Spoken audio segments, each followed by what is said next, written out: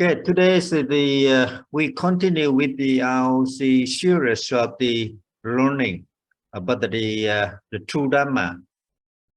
We will try to integrate the scientific discovery with the Buddha teaching. So the first lesson today we are going to study is about the what we see. Okay.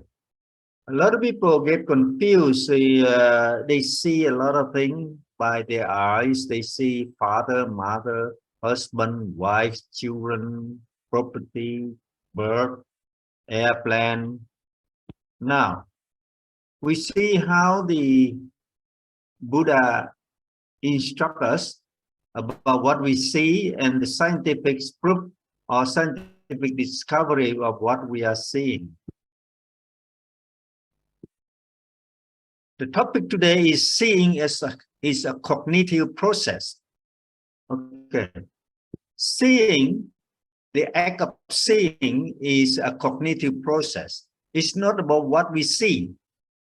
Okay. Now, scientifically, it's a conceptual image. It's a cognitive process. What we see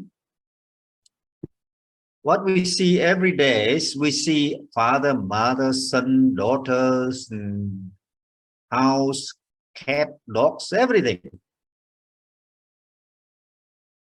And we tend to be misled to believe that it is what we see. We see the father as a father, mother as a father, mother. Now, look back at scientific proof. I show you here. You see the object. The object when you show it in your eyes, it become upside down. You see, and a very little. A man 1.7 meters height can be turned upside down, and it's just about less than 5 millimeters in the retina in your eye. The whole thing here is not about the object per se, but it's the vibration through the light. The light capture the image, conceptual image. The eye capture the vibration. Also send by itself, send the vibration through the nervous system to the retina, and the retina will record it and send the whole thing to the brain. Somebody may say it's the brain to see the object. Other people may say the eye see the object. But according to the Buddha teaching, it's a process. The process of learning from the object and transmitted to the eyes,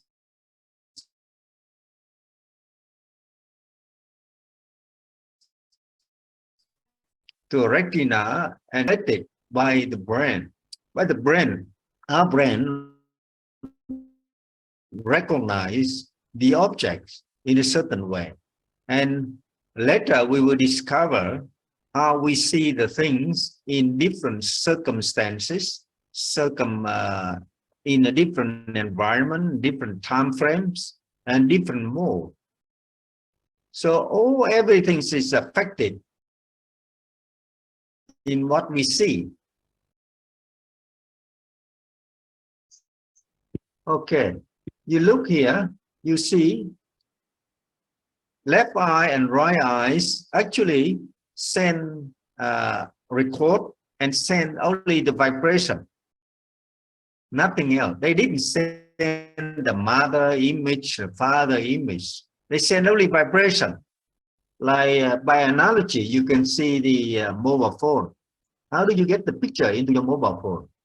somebody send through the sky all the vibration, and then your mobile phone have reception. It take all the vibration, electronic vibration, and then translate it into the image, which can be seen by you, by your eyes. So what we see is not actually what it is. It's a process of learning using our eyes, our brain. And our brains are dictated by our paradigm, our fixation. If we have some big fixation idea or mental cognitive system or image about something, and then it's very difficult to change it. For instance, if you dislike a friend, they coming immediately, you see only the bad image about that person. You don't see the good thing. The reason is you have the fixation in your mind already. Your mind tends to be mentally programmed to see the things according to your emotion, your fixation. It's not what it is. All the fixation, cognitive fixation, tend to be transmitted from the past to the present and to the future. So what we see is now may be influenced by our past experience, bad experience with some people, some environment, some circumstances. If you were bitten by a dog, and suddenly today you see a dog, immediately the arising inside yourself, the feeling that unsafe, the feeling of unsafety, because you have a bad experience about the dog already. Even though the dog now is different from the dog years ago, but you still got a bad feeling. You try to avoid the dog. So all the things actually a process of learning from what you see to the brain. And what you see, the Buddha say rupa. Rupa is something you can see. And the external rupa, after seeing through your eyes, tend to be converted into the internal rupa. And rupa is one of dimension we have to study before we can do the successful meditation. Nama rupa is always the hot topics. The Buddha teaching, you have to contemplate nama rupa, because nothing else for you to contemplate except nama rupa. If you can distinguish nama rupa, and then you can see it just the coming and going of the phenomenon, and then appearing and disappearing, it called impermanent, anicca, impermanence. And if you experience impermanence every second, every moment, and then you tend to develop the feeling that you unattached feeling to the object, and unattachment of the feeling lead to the liberation. That's a central issue in the Buddhism teaching and also in the meditation practice. So now we see what we see is not actually what it is. Because as you see here, it's all vibration, and affect the nervous system, leading to the brain, and the brain tend to interpret according to their desire. So you see here, the frame of seeing is not what you see now, but it's influenced by the past, maybe past 10 years. I just gave you one example. When you are a little boy, little girl, suppose you are beaten by a dog, and now when you see a dog, immediately you feel unsafe, you feel scared. That's in that's the feelings inside yourself already. So the object you see is actually contaminated by your past feeling, past bad experience. That's the whole thing, you see. So what we see, we tend to believe that what we see is true, but it's not true. It's affected by many things, by the education, by the culture, by the environment, by social interaction, by the past experience. The whole thing come to play, and the Buddha analyze it in a four category. And he say, Vedana, the feeling, the perception, phasa, sankhara, that means the mental formation, and the consciousness, vijnana. So four things we help us to interpret the picture or the object in a certain way. And four things combined together, interacting together, causing the nama. So analyzing the nama and rupa with one purpose, to avoid attachment to the objects. That's what the lesson today. Okay. The focus of the lesson today is to show you what you see is not actually what it is. It's a process of learning from the external object to be converted into the internal object in your minds, and then through the four item or processing item: Vedana, feeling; phasa, recognition or cognition; and sankhara, mean mental formation; and vijnana, consciousness. So what you see may be dictated in a past bad experience already. So now we try to turn upside down. We come back to original one, which means what we see shall not be contaminated by anything, not by nama, rupa, not by feeling, not by perception, not by mental formation, not by consciousness, but a pure seeing. And that pure seeings leading to what the Buddha said, the eyes of the Dhamma, or the Dhamma eyes, see the thing with the true eyes, the pure eyes, not to be contaminated by anger, delusion, or greed. Okay. I think that's enough today for you to have some idea how you see the thing. Okay. Don't believe in what you see. Don't believe in what you see. Okay. I give you one example. In Valentine's Day, many men buying the flower for the women, for wife, or for girlfriend. And wife taking as it is, the flower means love. She, in her mind, immediately she translates the message. Okay, my husband give me a bunch of flower. That means he loved me. He loved me. He loved me so much. That's the translation, mistranslation. Badly. Okay.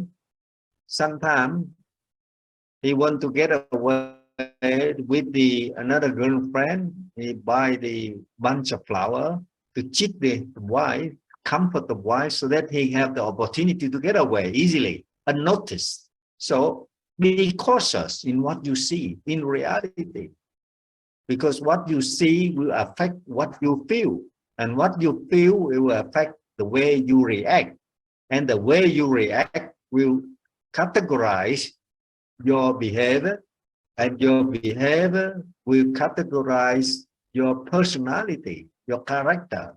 whether you are good people or bad people. It's all depend on how you react to the environment and what you see. So what you see will affect your character, your personality. And what you see is also contributed by the past experience, circumstances, environment, and too many things. Later on, you will discover million things, and you will be surprised why you can discover everything at one moment. It's very strange. But you are the best animal on this planet, which can identify and categorize everything in one movement with the intelligence. And I suppose that you are all intelligent. Are you not? Of course you are intelligent. Okay. So I think that's enough, because I promise to you every day we give you only 15 minutes for the Dhamma lecture.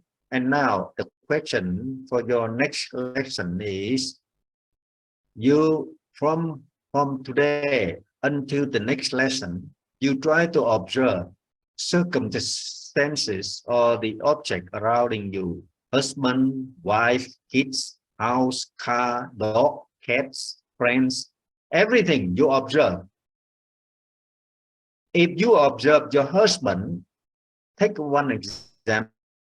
If you try to observe your husband, and you observe your husband from the morning and in the lunchtime and in the afternoon, and you will see how your husband image changing in your mind. In the morning, he may be lovely. He cooked the breakfast for you, and at the lunchtime, you didn't like him because the way he react. And in the afternoon, he bought you a bunch of flowers. You love him again. His characters, he's still the man, Mr. A. But in your mind, the image of your husband keep changing from one bad to good, good to bad. And you try to observe it.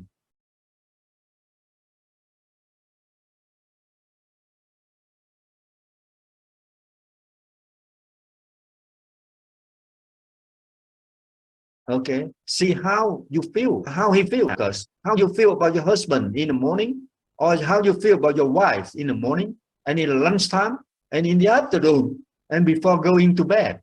Okay, or before going to the dinner. Okay, after the dinner, you are satisfied your stomach, you have everything in your belly, you're happy, you're full of energy. And how you see your husband? He may be lovely after you are full of energy. Or so to the man, you observe your wife. I ask you to observe it and write the observation. Put it down in a writing, maybe 10 lines or half pages, describing in different times, different time frame, different circumstances, different environment, how you feel about your partner. Okay. And in order to see yourself, you have to see the object. And seeing the object is a reflection of your Vedana, your feeling, your interpretation, and then you can discover who you are. And if you discover who you are, and then you can transmigrate all the diseases, all the bad experience into the good thing. Okay. And it helps you a lot, improving your status from unskilled man to the learned friend, or become the Bodhisattva, or later become the Arahant. Okay. Just improving the intellectual capability. So the topic for you to do is to observe your partner, maybe husband and wife, in different time frame, different circumstances, in a breakfast, in a lunchtime, or going to the movie together. Okay, somebody may take the partner to go to the movie. And how do you feel before you enter the movie and after the movie? How do you feel about your partner? You don't care about her or him. How they react, you don't care. You just care about you. How do you feel? Okay. Before the dinner, after the dinner. Before the dinner, you are hungry. How do you see your husband or your wife? And after you are full of belly, full of food, full of energy and happy. How do you see your husband and wife? Okay. Tell me that. Okay. That, and then you can learn a lot about how you change your viewing, change your seeing, and keep your way of life better, flexible, and liberated from any attachment. I think that's enough for today. Thank you very much. And also I give you the request for the topic for you to do until the next lesson already. Now I'm closing the session now. May all the merit cultivated by our learning of the true Dharma will help us to recognize that the quality of life is here and now. It's not in the past, not in the present, not in the future, but here in now, in every moment. And in every moment, it's a liberation of the mind, of the attachment, not waiting until we die to get the Nibbana. But Nibbana exists in every moment if we fully recognize our happiness, our existence, our precious life, and also the environment we are touching. May all be blessed with the happiness and the true Dhamma. Sadhu, sadhu, sadhu.